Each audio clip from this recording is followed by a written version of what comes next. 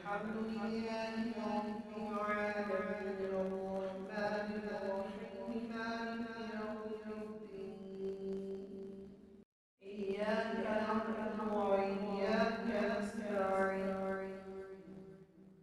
الصراط المستقيم صراط الذين أنعمت عليهم غير المغضوب عليهم ولا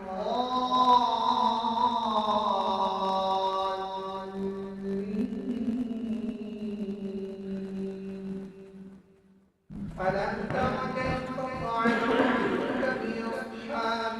الفيل